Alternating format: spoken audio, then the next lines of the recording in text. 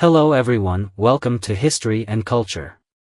The rise of Yuan Shikai is undoubtedly one of the most controversial stories in modern Chinese history.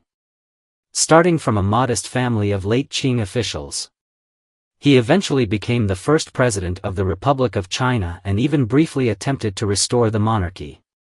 His journey was filled with dramatic twists and turns. So, how did Yuan Shikai rise through the ranks in such a complex situation at the end of the Qing Dynasty, ultimately becoming the central power broker capable of influencing the fate of the country? According to relevant historians, the Korean peninsula held significant importance for Chinese dynasties throughout history.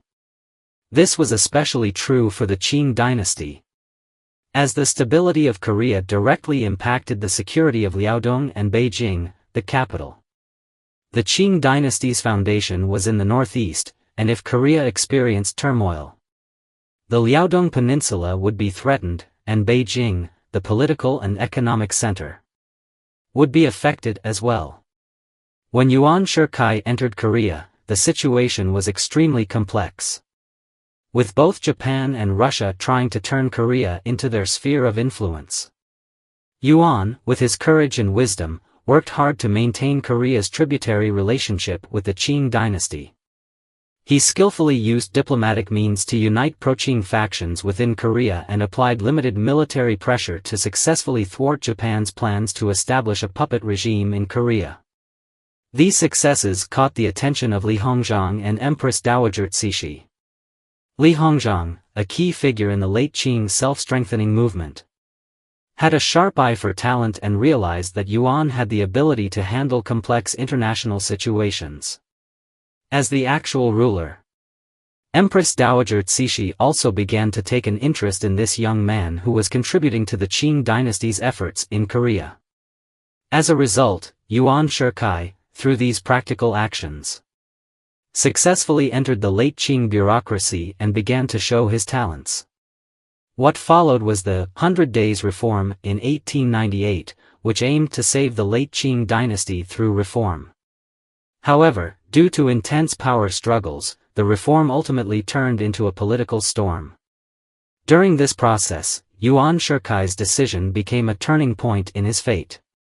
From a historical perspective, the 100 Days Reform represented a significant threat to Empress Dowager Cixi's power. With the support of reformists like Kang Yue and Liang Qichao, Emperor Guangxu attempted radical reforms, which clashed with the interests of Cixi and the conservatives. Some reformists even proposed forcing a coup to change the regime. In this situation, Yuan Shikai, who was in charge of the newly established Imperial army, became a key figure in determining the direction of the political landscape. Emperor Guangxu once hoped that Yuan Shikai would send troops to surround the Summer Palace and place Empress Dowager Cixi under house arrest, allowing the reform to continue. But on the surface, Yuan Shikai appeared to be a righteous man, deceiving the reformists. However, at a critical moment, he did something else. One night, he secretly rushed to Beijing and leaked the plans of Emperor Guangxu and the reformists to Cixi's trusted ally, Ronglu. This move was criticized afterward, with many accusing him of betraying the reformists. Yet, in the complex political environment of the time, this was actually a strategic step by Yuan Shikai to show his loyalty to Empress Dowager Cixi.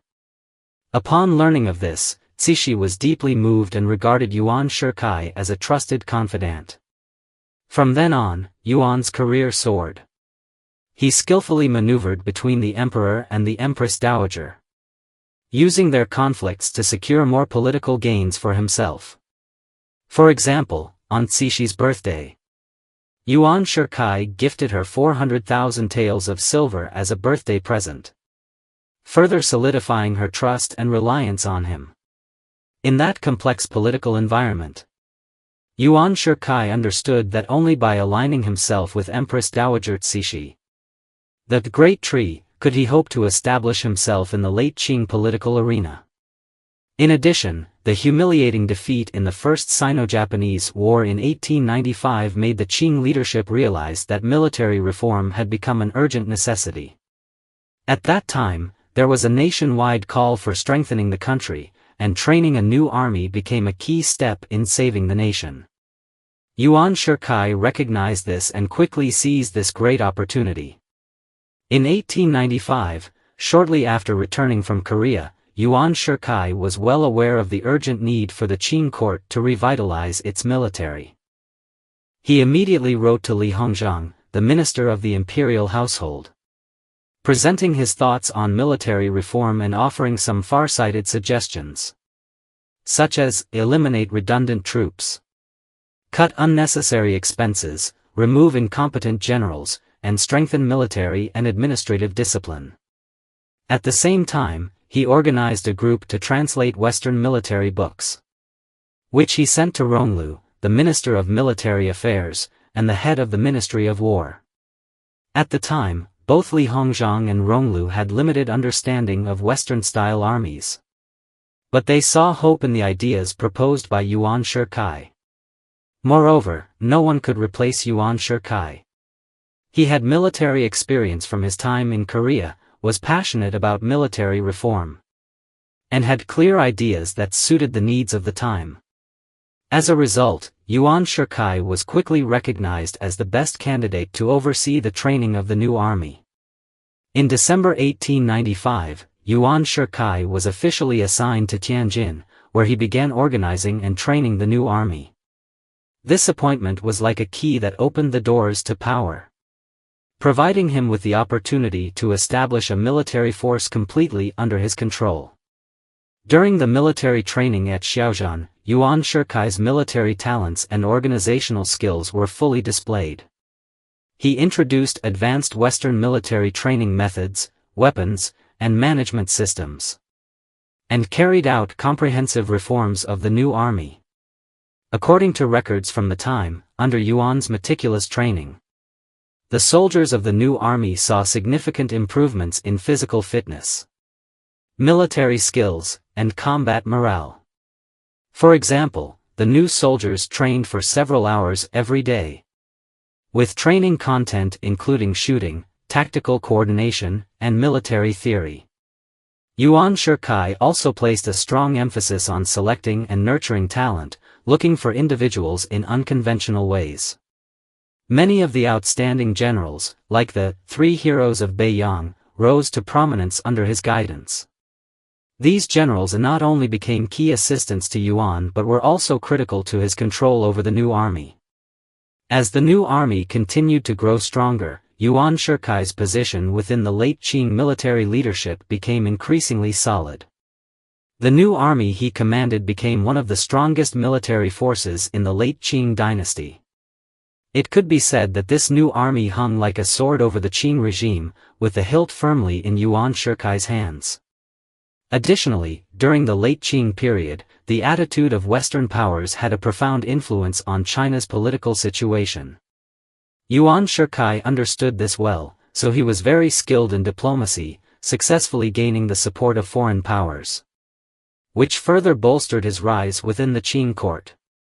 Some historical records note that Yuan Shikai, with his leadership in the Beiyang faction and his rich diplomatic experience, quickly became the ideal agent in the eyes of foreign powers. He had numerous interests and cooperative projects with the Western powers. For example, when dealing with the Boxer rebellion, Yuan Shikai decisively suppressed the Boxers, which greatly pleased the foreign powers.